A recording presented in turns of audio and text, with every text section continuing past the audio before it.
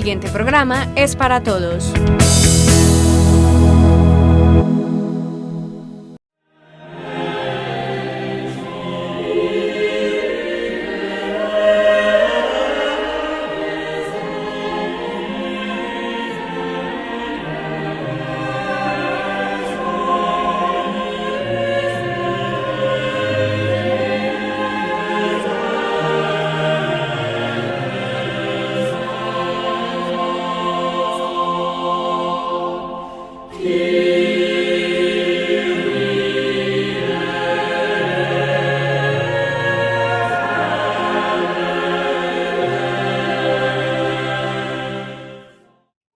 Televidentes del suroeste antioqueño, bienvenidos a este programa especial que se realiza desde la televisión comunitaria para esta época de Semana Santa.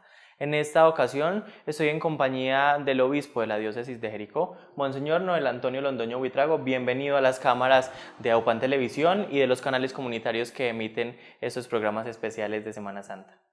Muchas gracias por permitirme hacer presencia en una gran parte de la diócesis y poder compartir con ustedes este tiempo especial del año, que es la Cuaresma, los últimos días, y la Semana Mayor, la Semana Santa. Bueno, Monseñor, vamos a empezar hablando precisamente de la Cuaresma. En 2019, el Papa Francisco, ¿a qué nos invita precisamente en este tiempo de preparación para la Semana Mayor? Bueno, la Cuaresma es una tradición ya muy antigua en la Iglesia y ya tiene, como decir, un esquema, un programa. Evidentemente que cada año tiene un énfasis. El hecho de que el Papa en estos días haya estado en Marruecos, por ejemplo, yo sí creo que es una invitación al diálogo, incluso con aquellos que pareciera que es imposible dialogar. Y en Colombia sí que necesitamos eso, aprender a dialogar con los que piensan distinto, con los que actúan diferente, con los que tienen otros proyectos, porque tenemos que ponernos de acuerdo. Es decir, lo que queremos es poder convivir en paz. Si no logramos pensar lo mismo, por lo menos que pensemos por el bien común desde distintas perspectivas. Monseñor, el Papa Francisco precisamente en la invitación que hacía el 26 de febrero, cuando se dio inicio a la Cuaresma, era a la conversión mediante el ayuno, la oración y la limosna. El verdadero sentir del ayuno, hablemos precisamente del ayuno, el verdadero significado que se tiene dentro de la religión católica y que las personas deben de tenerlo arraigado también en su diario vivir. Hay un tema que es complejo en esto y es porque el ayuno no es simplemente el ayuno físico. Ya en el siglo XVIII, un santo le preguntaron a unos pobres que qué hacían si un viernes de Cuaresma les regalaban unas costillas de cerdo. Y les dijo, se las comen porque ustedes no comen costilla todos los días ni carne todos los días. O sea, ya de hecho ayunan todos los días. Entonces, el ayuno es simbólico. La cuestión yo lo pondría más como en tónica de austeridad.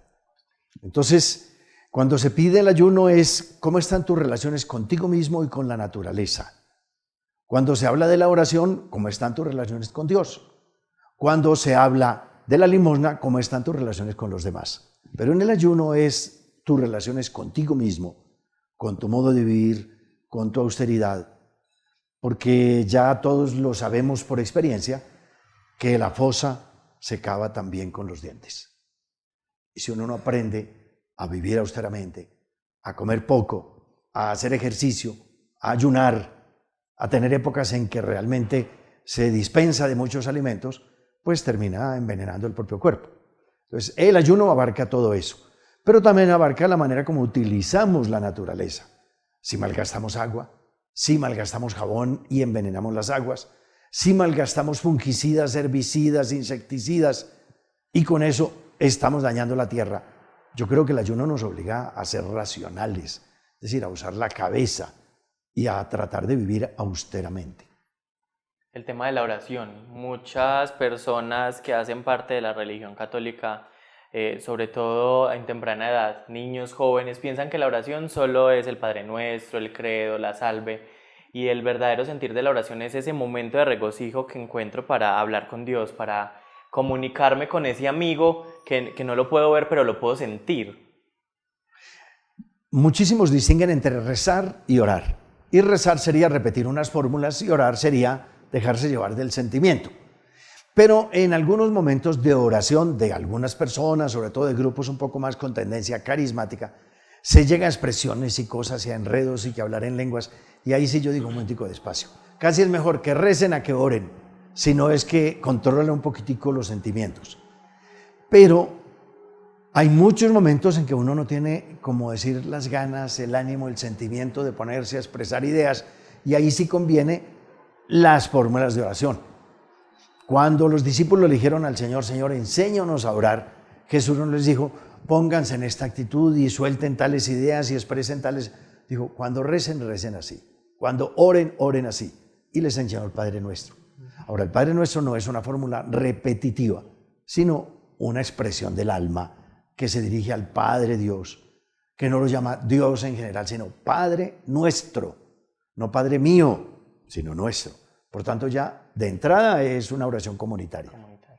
Y luego se habla con Dios en espontaneidad. Y para cada uno y para cada época de la vida y para cada momento anímico o espiritual, cada parte del Padre Nuestro tiene un sentido muy especial.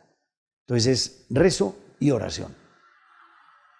Y yo sí creo que desde niños tenemos que aprender como a orar, es decir, a ponernos en sintonía con Dios. Muy curioso que entre los budistas eso es fundamental. Alguna vez que pasé por Tailandia, estaba el hijo del príncipe de Tailandia en un monasterio budista, 6 meses. Entonces yo pregunté, ¿y qué hace allá? Dijeron, no estudia, no hace, sino meditar. Tiene que aprender a meditar, porque si no, nunca sabrá gobernar. Todos aprenden a meditar. De hecho, los misioneros católicos tienen, por ejemplo, orfanatos en donde la meditación no es cristiana, sino que es la meditación de la vida, de estas cosas, porque hay niños budistas, hay niños maometanos, hay niños católicos, entonces todos aprenden a meditar y uno los ve todos esos niños dedicados a la oración, a la meditación. Y es muy lindo incluso que en cada hogar, a la salida, hay una pequeña nicho, digamos así, con una pequeña urna, donde los budistas tienen una imagen de Buda, los católicos tienen una imagen de Cristo o de la Virgen. Pero nadie sale de su casa sin dedicarle 1 minuto a ponerse delante de la gruta y hacer ahí un momento de oración en silencio. Y luego se va. Y cuando regresan, de nuevo hay 1 minuto y uno pregunta y le dicen, no, lo que pasa es que los problemas de la casa no pueden salir de la casa y los problemas del trabajo no pueden entrar a la casa. Y el sitio es el antejardín donde tenemos la gruta de meditación. Eso me pareció muy práctico, realmente muy positivo. Monseñor, el tema de la limosna va también como al sentir la necesidad del hermano, ponerme en los zapatos de la otra persona, saber y comprender cuál es la situación difícil que puede estar viviendo, ya sea económica, alimenticia y sobre todo espiritual. Tener esa compasión de ponerme en los zapatos del otro y poder acompañar en ese proceso y que sea un gesto de acompañamiento más que de caridad. Bueno, yo creo que la limosna fundamentalmente es la cercanía con el otro y la sintonía, como se dice, aprender a caminar con los zapatos del otro. Entonces no es necesariamente solo para el pobre, porque puede ser para el que se siente solo, para el que se siente frustrado, para el que siente que ha fracasado. Entonces la cercanía, la escucha, todas estas cosas son parte como de las relaciones con los demás. Por eso decía que el ayuno va mucho a la relación conmigo mismo y con la naturaleza. La oración a mis relaciones con Dios y la limosna a mis relaciones con los demás. Claro, cuando hablamos de limosna hablamos de la ayuda efectiva a alguien que pasa necesidades. Y en ese sentido puede ser un pequeño mercado, puede ser una ofrenda, puede ser ayudarle a alguien para una fórmula médica, pero yo sí creo que la limosna a lo largo del tiempo se ha ido purificando, porque lo peor que puede existir es dar limosna en la calle, porque yo nunca sé para qué la usan. Entonces, si yo sé que una persona es pobre, mi corazón debe moverse a darle limosna. Si yo no sé quién es y me está pidiendo en la calle, yo sí tengo que pensarlo 2 veces y decir, ¿será para licor? ¿Será para droga? ¿Para qué será? Además que a veces vienen con unos rollos que uno sabe que lo están repitiendo desde hace tiempo. Alguna vez viajaba yo hace años por Sevilla Valle en un bus y se subió un señor a pedir que para el ataúd de su esposa Y alguien que viajaba mucho en esa ruta le gritó ahí mismo, oiga, ya lleva un mes pidiendo, entierre a esa señora con lo que encuentre, ¿cómo así que...? Entonces, realmente era un engaño. Un engaño. Entonces, yo creo que se abusa de la compasión y se abusa de la solidaridad y de la caridad. Por eso la Limona tiene que abrirse más como a la cercanía, al buen consejo, a la palabra, a la escucha y también, si se puede, sabiendo que hay una familia pobre, a un mercadito, alguna cosa. Precisamente el Papa Francisco nos invita a tener estos tres aspectos en el tiempo de Cuaresma, dejando a un lado también el egoísmo, de pensar en nosotros mismos y, como usted lo mencionaba, ponernos en los zapatos del otro, de saber y conocer la situación que pueden estar viviendo para comprender su mundo, porque cada ser humano tenemos nuestras situaciones problemáticas y eso nos lleva a comportarnos de X o Y manera, ¿cierto? El tiempo de Cuaresma también es como para la conversión, pero ¿conversión a qué? Para que los televidentes también tengan como claro, porque bueno, cada año se vive la Cuaresma, cada año debo convertirme dejando qué, haciendo qué. Cuando yo estaba en la escuela me acuerdo que en la gimnasia decían conversión a la izquierda y uno se giraba un pedacito, conversión a la derecha y uno se giraba un pedacito. La conversión es 180 grados, es recuperar el camino. Y como todos somos bautizados, cuando hablamos de conversión es recuperar el camino de bautizados. Entonces es ponerme en el camino, dando la vuelta completamente. No es cambiar un pedacito, no, es cambiar totalmente. Casi diría recuperar el sentido de la vida en el camino de la fe, que es la que le abre a uno como las perspectivas de la vida. Entonces la Cuaresma es una invitación a decir, deje la prisa, deje la carrera, deje ese 2 más 1 que es 3, deje el estrés, póngase en la vida, tómela con calma, pase del rap y el reggaetón al bolerito, a la música clásica y asuma las cosas. Recuerda que en Semana Santa se ponía mucha música clásica, pero a nosotros de niños pues eso no nos gustaba porque nos hacía dormir. Claro. pero el sentido era como decir, stop, piense la vida, reflexione, organice su existencia, no se acelere, no corra, de la prisa no queda sino el cansancio. Entonces, aprender a vivir un poquito así. La idea de esa conversión que pues, precisamente estamos mencionando en este momento es también analizar cuál es esa posición de vida y el camino que estoy llevando a cabo con mi proyecto de vida. Porque entonces, bueno, yo corrijo durante esta Cuaresma de 2019 algo que estoy fallando y bueno, pasa Semana Santa y vuelvo y caigo en el mismo error. La idea tampoco es esa, porque vienen próximas Cuaresmas, entonces la idea es que cada vez pulamos más nuestro estilo de vida para que vivamos en armonía con Cristo. Es como la invitación que se hace con cada Cuaresma, porque veníamos hablando. Claro que lo que pasa es que la vida tiene tantas facetas y las edades van marcando tantos aspectos que la conversión va de acuerdo a la edad, al estado de ánimo, a la época. Entonces, si alguien está enamorado, tendrá que tener cosas en las que se debe convertir.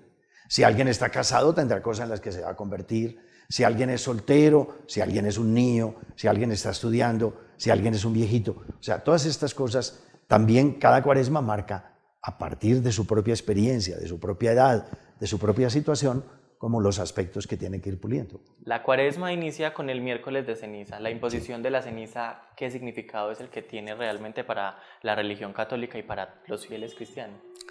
No olvidemos que en el Antiguo Testamento, cuando se hablaba de convertirse, se hacía un signo externo y era echarse un costalado de ceniza. O sea, no era untarse un poquito, sino echarse un costalado. Incluso se dice en el Antiguo Testamento vestirse en saco y ceniza. Como diríamos hoy, ponerse vestido de costal y echarse encima ceniza. Como un signo de dos cosas. Por un lado, de la fragilidad de la existencia humana, de que esto se va a acabar. Entonces, volteamos, digamos así, la vida hacia Dios. Pongamos la perspectiva de Dios en nuestra propia vida. Y segundo, el hecho de decir, yo soy un pecador, si yo me descuido, yo cada vez me equivoco más, tengo que pedir perdón, tengo que ser humilde, tengo que aceptar mis errores y mis fragilidades. Entonces, ese es el sentido. Por eso antes se decía, recuérdate que eres polvo y en polvo te has de convertir, como un signo de la muerte, porque es una frase que está en la Biblia. Pero hoy se dice muchísimo más, conviértete y cree en el Evangelio. Entonces, cambia de vida y cree en el Evangelio. No es cambiar por cambiar, sino en ton de evangelio, en son de evangelio. Inicia miércoles de ceniza, van todos esos días de preparación, de análisis, de regocijo también con nosotros mismos y como usted lo mencionaba ahorita, de analizar precisamente cómo estamos conviviendo con el entorno, cómo convivimos con el otro. Llega Domingo de Ramos y empieza una dinámica diferente, ¿cierto? Bueno, hay que recordar que Cuaresma significa 40. 40. Entonces, del miércoles de ceniza al Jueves Santo hay 40 días. Claro. Cuando empezaban a planear 40 días, dijeron, empecemos un domingo que es más solemne. Pero hacían la cuenta y se iban los 40 días hasta el domingo de Pascua. Dijeron, pero el domingo de Pascua no podemos estar en penitencia y en ayunos y cosas. Entonces lo anticiparon al miércoles y calcularon y se va hasta el Jueves Santo. Entonces ese es el periodo de Cuaresma. El Jueves Santo comienza el Triduo Pascual, que ya es la cena del Señor, la muerte del Señor y la resurrección del Señor. Entonces ese es el núcleo fuerte. La Cuaresma es una preparación para el Triduo Pascual. Sí. De Cuaresma y de 40 viene cuarentena. Antiguamente, cuando un barco llegaba a un puerto y se sospechaba que podían venir enfermos, no se los dejaba bajar al puerto durante 40 días, como para comprobar que no era una cosa contagiosa. Eso ya no es de 40 días, sino que a veces hay cuarentena de una semana.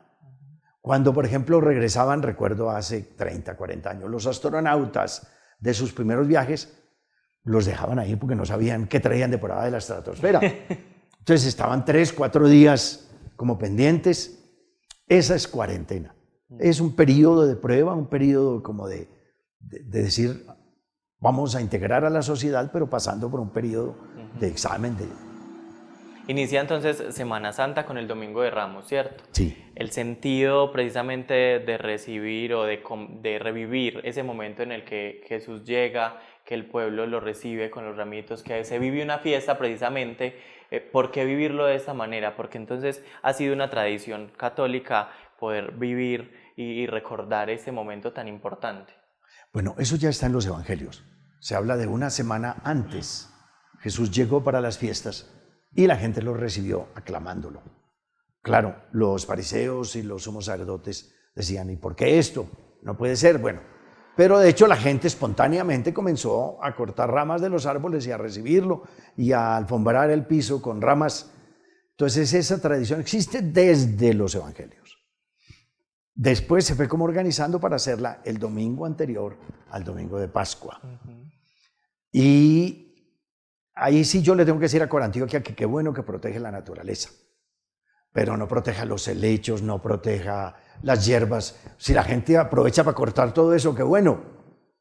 Yo creo que en el territorio del suroeste, el único sitio donde se da la palma de cera es en la parte alta de Jardín. En ninguna otra parte yo la he visto. Entonces, ¿para qué una parafernalia de decirle, ojo con la palma de cera? Vayan a Jardín y díganle a la gente de esa zona, cuiden la palma de cera. En el resto díganle a la gente, corte iraca, corte lo que quiera, haga fiesta, alégrese. Porque es que podar esas matas significa revivirlas. O sea, cortar una hoja de una iraca no es que se va a morir la mata, sino que se va a renovar. Monseñor, hay algo también que se menciona precisamente en esta preparación para la Semana Santa y son los ejercicios cuaresmales. ¿En qué consisten? Todavía hay unas parroquias que los conservan, otras no lo viven de la misma manera, pero el verdadero sentido de esos ejercicios, ¿cuál es? A ver, como Cuaresma es tiempo de conversión, tiempo de reflexión, entonces en muchas parroquias tradicionalmente se aprovechaban algunos días, sobre todo la semana anterior a la Semana Santa, pero en otras partes pues era también antes, cualquiera de esas semanas de Cuaresma, según conviniera, para hacer reuniones de retiro. En algunos lugares eran en casas especiales de retiro. Por ejemplo, en la diócesis tenemos en Jericó la casa de Lisieux, que es una casa para retiros. Pero en la mayoría de las parroquias se hacía era en el templo. Lunes y martes de esta semana yo estuve acompañando los retiros de damas en Jardín. 1000 mujeres en el templo, no las solteras hoy, pero lunes y martes son las señoras casadas y viudas. 1000 mujeres, gente que iba a escuchar, a reflexionar, a orar. Realmente un panorama muy bonito. Eso yo creo que sirve más que 1000 gritando en la calle cualquier cosa. Aquí está gente orando, gente meditando, revisando la propia vida. Tomamos el tema de familia, porque cada año se toma también algún aspecto. Entonces tomamos el tema de familia y con ella reflexionamos sobre eso. Entonces era la oportunidad y sigue siendo en muchas parroquias. En algunas ya se hace un solo día, en Jardín se hacen 2 días las damas, jueves y viernes 2 días los hombres y un día solteros y solteras el miércoles. En otras partes se hace un solo día cada grupo, en otras partes se hacen unas conferencias nocturnas porque la gente dice, no, es que trabajamos en el día, es que no podemos. Bueno, se acomodan las circunstancias, pero es parte de ese decir, Cuaresma, es tiempo de reflexionar, de orar. Es un momento también como para esa preparación que usted mencionaba, ¿cierto? Yo recuerdo que cuando estaba niño también se hacía el trabajo con los niños y los jóvenes que hacían parte de la parroquia. ¿Por qué la división de los grupos? ¿Por qué no hacerlo de una manera general y dividirlo como usted lo estaba mencionando ahorita? Las señoras, los señores, los solteros, las solteras y en el caso, no sé si todavía algunas parroquias lo hagan con niños y jóvenes. Sí. Pues yo creo que de alguna manera todo es transversal, pero la manera de presentar los temas no es transversal. Se acomoda más a los niños va más el tema relaciones hijos-papá. En cambio, a los señores casados o a las señoras casadas es más el tema de relaciones de pareja. Y en algunos casos relaciones con los abuelos, relaciones con el resto de familias. Entonces, siendo temas que son transversales porque abarcan todas las edades, la manera de presentarlas y los énfasis son también por estratos o por edades o por épocas de la vida. Monseñor, algo también fundamental dentro de la Cuaresma es la confesión. ¿El verdadero sentido que tiene la confesión dentro de la Cuaresma tiene mayor relevancia a la confesión en cualquier otro tiempo litúrgico o viene cumpliendo la misma función? Realmente lo que la Iglesia ha prescrito ya desde hace 1000 años, casi 1000 años, es confesarse una vez al año y comulgar una vez al año. Ese era el mínimo, para decir, es el mínimo. Pero evidentemente que para muchas personas, es decir, para la gran mayoría, ese mínimo no es suficiente. Entonces la gente quisiera estar comulgando con más frecuencia. Eso significa que estarse confesando con más frecuencia. Pero también si una persona llega y dice, ¿cuánto hace que se confesó? Mañana va a ser 3 días. Uno le dice, de penitencia no se confiesa sino dentro de un mes. Pues porque tampoco se puede convertir la confesión como en lavar un plato después del almuerzo. Ajá. Cada 8 días tampoco. Yo creo que cada mes está bien y depende incluso de las profesiones. Sí. Porque si una persona tiene una profesión peligrosa, de riesgo, de manejo de dinero ajeno, o sea, yo sí creo que tiene que estar revisando la vida con mucho más frecuencia. Bien, vengo a una anécdota. Resulta que una vez mandaron a una parroquia a un sacerdote joven, recién ordenado y muy joven. Y el párroco era un cura de esos viejos, tradicionales, autoritarios. Entonces, cuando llegó el padre joven, la gente ahí mismo lo buscó. Y las muchachas, padre, hagamos grupo juvenil, aquí no hemos podido hacer grupo juvenil, hagamos un grupo juvenil, invitamos a los jóvenes. Dijo, listo, yo me encargo, los acompaño. Las señoras, padre, hagamos un grupo bíblico, aquí no hemos podido con grupo bíblico, el padre no deja. Listo, nos reencargamos de grupo bíblico. Bueno, se enteró el párroco y ahí mismo lo llamó. Padrecito, a usted me lo mandaron para acabarlo de criar. Así que nada de brincos y cosas. Yo me encargo del grupo juvenil, yo me encargo del grupo bíblico, usted encárguese de lo que yo le diga que tenga que hacer. Usted está aquí para acabarse de formar. Y por lo mismo, no confiese mujeres. Y le mandó poner en el confesionario del padre joven un letrero grande que decía, solo hombres. Allá pusieron solo hombres. Un día estaba el padre confesando ahí, claro, confesar solo hombres es más fácil porque es más rápido. No son sino 5 o 6. En cambio, la cola de mujeres es larguísima. Entonces el padre terminó de confesar y ya se iba a ir cuando se le acercó una señora y le dice, padre, ¿me confiesa? Él dijo, qué pena, mire, solo hombres. La señora miró y le dijo, padre, pero es que hace como 20 años que yo no me confieso. Y el padre dijo, venga, la confieso, usted es todo un hombre, le dijo. Entonces, este es el tiempo para eso.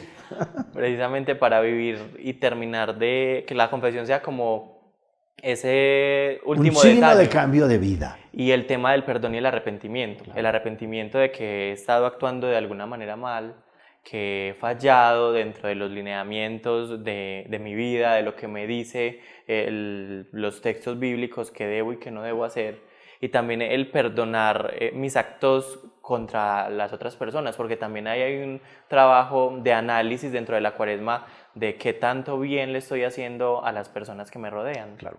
Ahí viene, yo siempre digo, si usted piensa que el ayuno le pide, por ejemplo, dejar de fumar, pero usted cuando fuma se pone de un genio terrible, siga fumando, porque le está haciendo más daño a los otros que lo que usted tiene que revisar su vida y organizar su vicio de fumar por otro lado, pero no afectando a los demás. Pero como en el Padre Nuestro siempre decimos, perdónanos así como nosotros perdonamos, la conversión a Dios pasa por el perdón a los demás y la reconciliación con los otros, claro.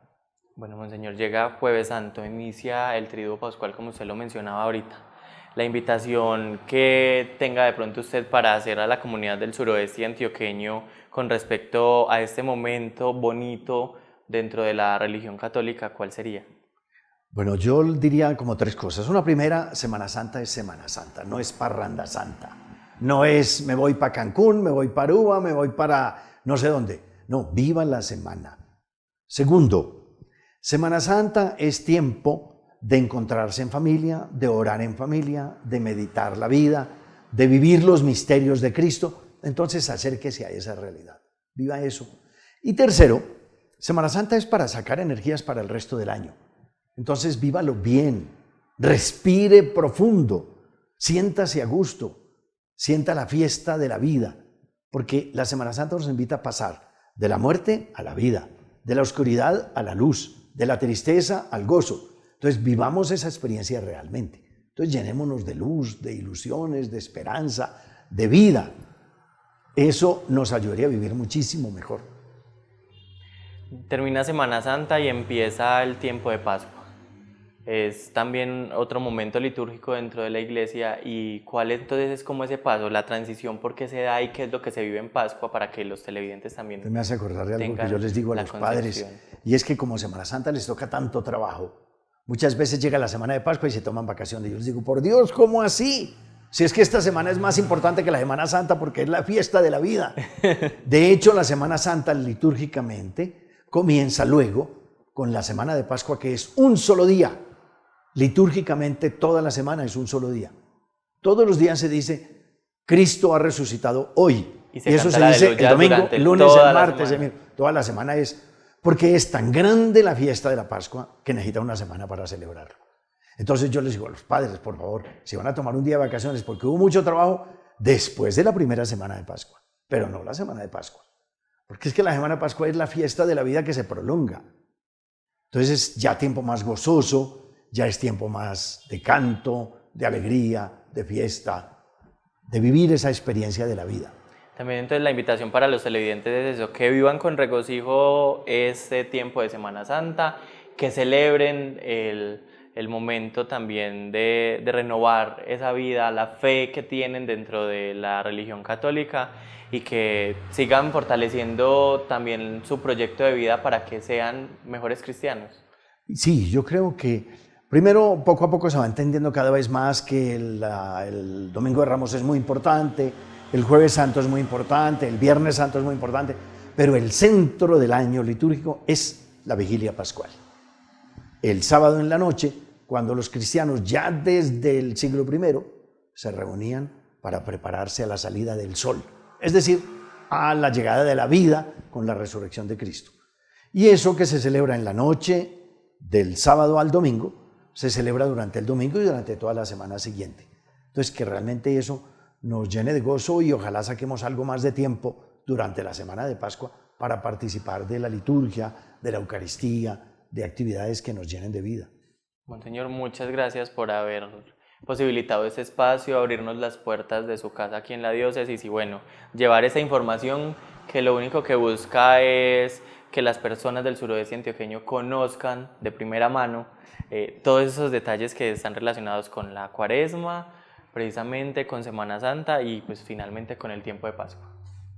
Muchísimas gracias a OPAN, a la televisión comunitaria de Andes, a tantas personas que se orientan en la vida y muy en particular en su vida como seres humanos y como seres cristianos, con la televisión.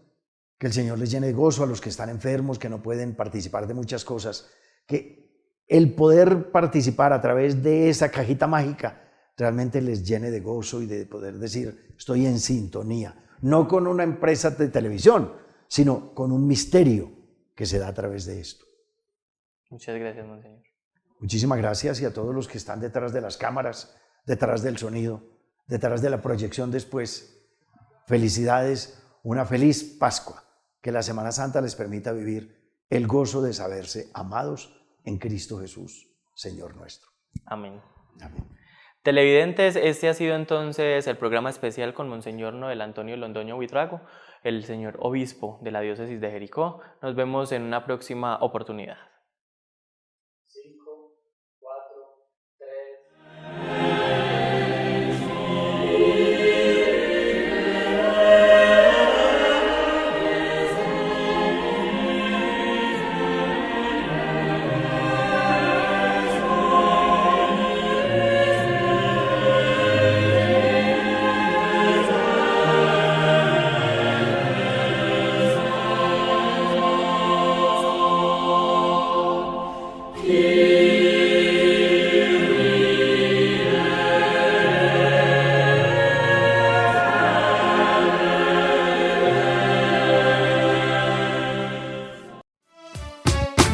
AUPAN, la televisión de los andinos.